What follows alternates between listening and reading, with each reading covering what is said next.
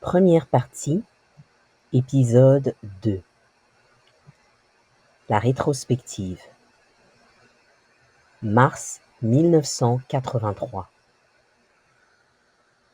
Lorsque je suis né, le président Mobutu était au pouvoir.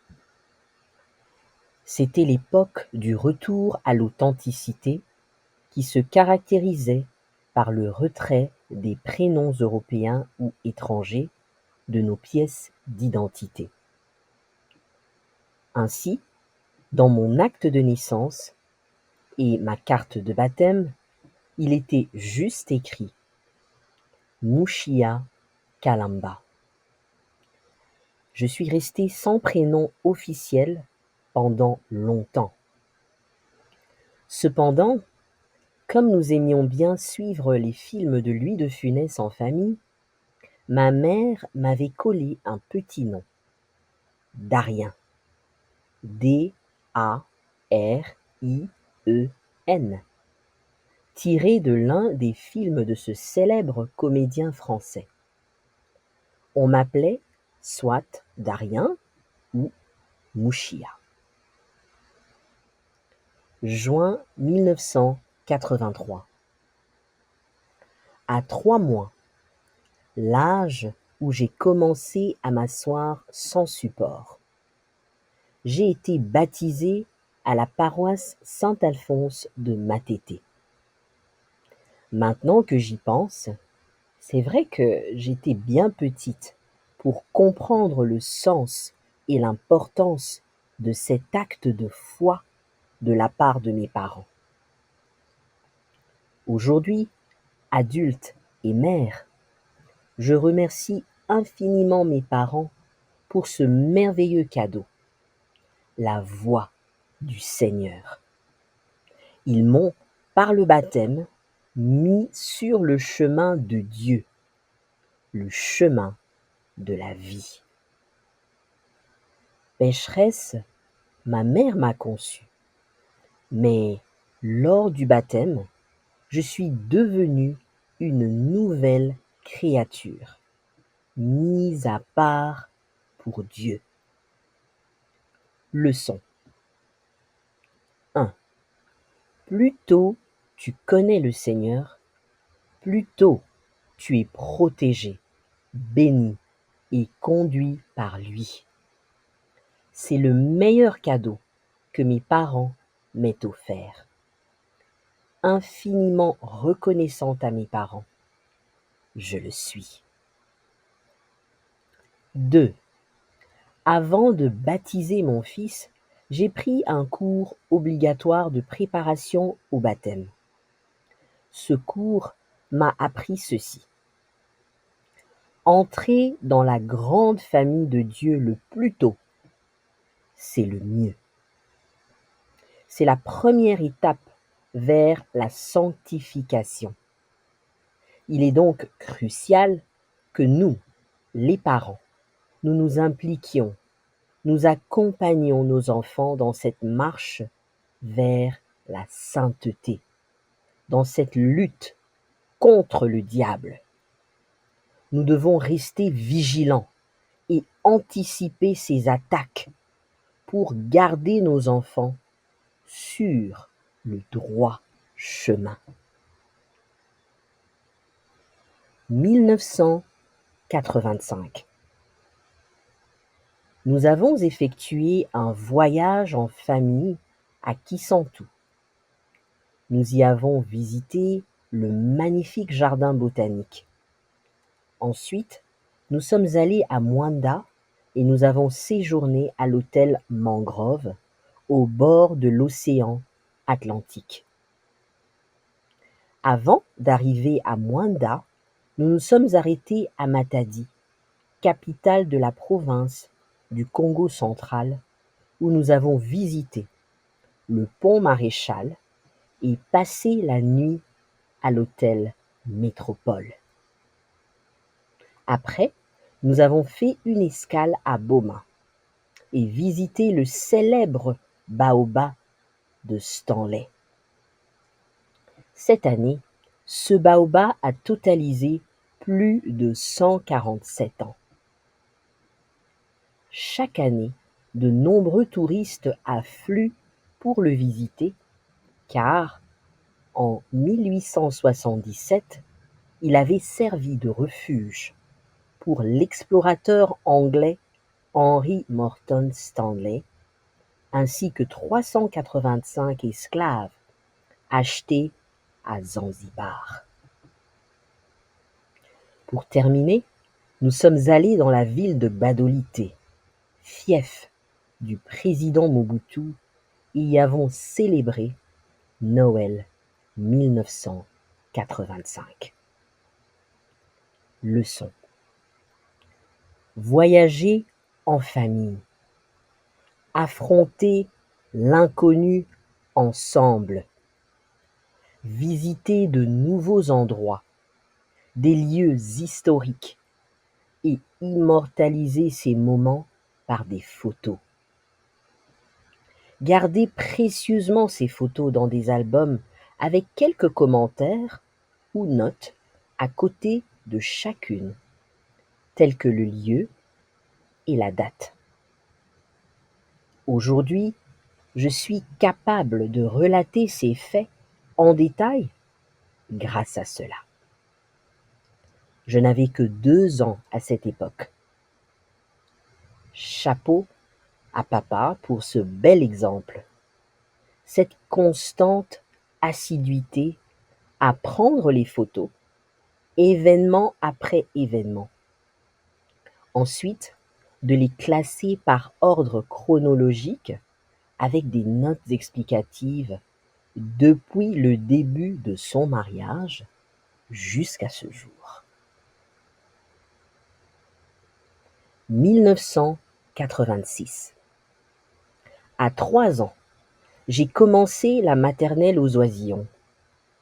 Les Oisillons, c'était une école privée internationale tenue par une ressortissante belge, Madame de Smet. J'en ai gardé de très beaux souvenirs. Cette école m'a donné le goût d'apprendre, de découvrir, d'imaginer, d'apprécier une variété de belles choses et surtout, elle m'a permis de rencontrer des gens différents et de me frotter à différentes cultures, personnalités et couleurs. C'est là que j'ai tissé mes premières amitiés, dont certaines subsistent jusqu'à ce jour.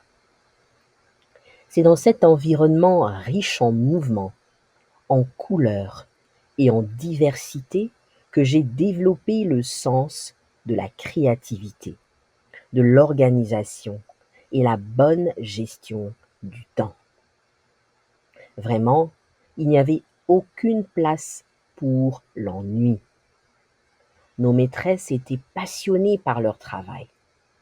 Nous étions toujours en préparation soit d'un bricolage, soit d'un spectacle, soit d'un carnaval, soit d'une visite, telle que la visite de Saint-Nicolas, le patron des écoliers, chaque 6 décembre.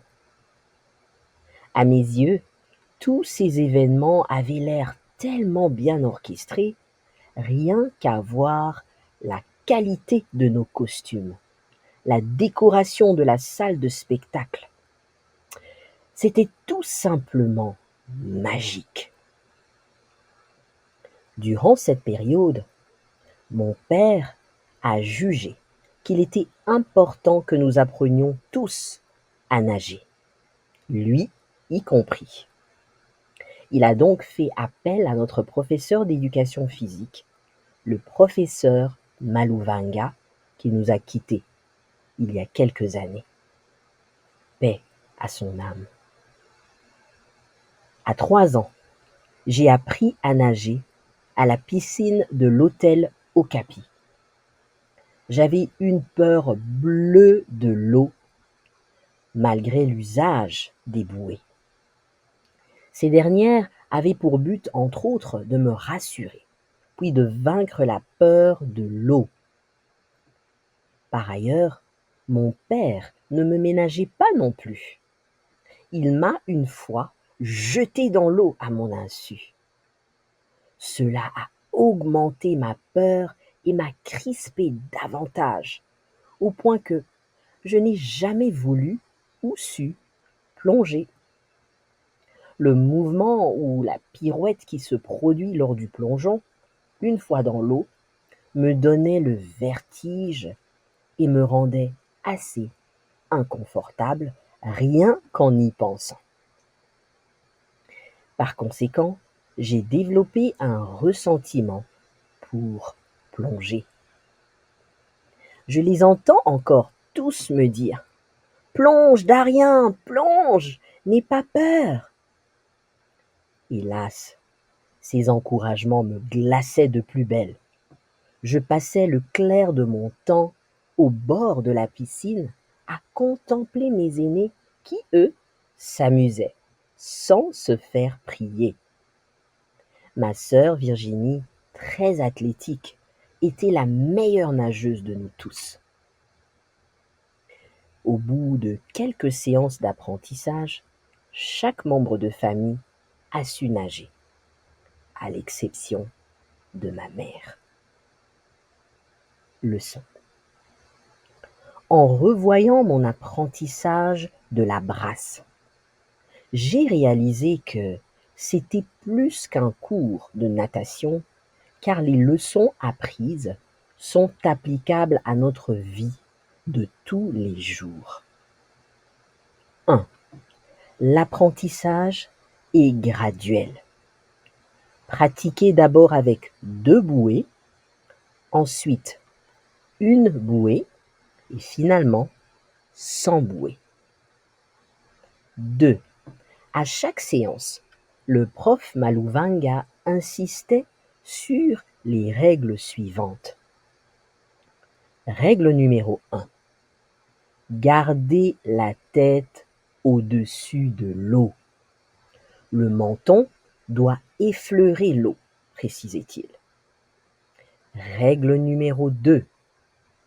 Pour bien faire la brasse, se redresser, garder les mains jointes au niveau de la poitrine, puis étendre les bras droits devant soi en gardant les mains jointes pour se propulser le plus loin possible vers l'avant. Règle numéro 3. Balayer l'eau avec nos mains et bras étendus en un mouvement latéral et simultané pendant que les jambes effectuent en même temps le mouvement similaire aux pattes de la grenouille dans l'eau, c'est-à-dire jambes pliées et écartées pour avancer. Aux parents, rappelons-nous que tout s'apprend. Soyons patients avec nos enfants quand ils apprennent. Ne les brusquons pas. Chacun apprend à son rythme. Avant d'atteindre la vitesse d'exécution, les automatismes et l'expertise, encouragez-les, encourageons-les. Expliquons-leur le bien fondé de tout ce qu'ils apprennent.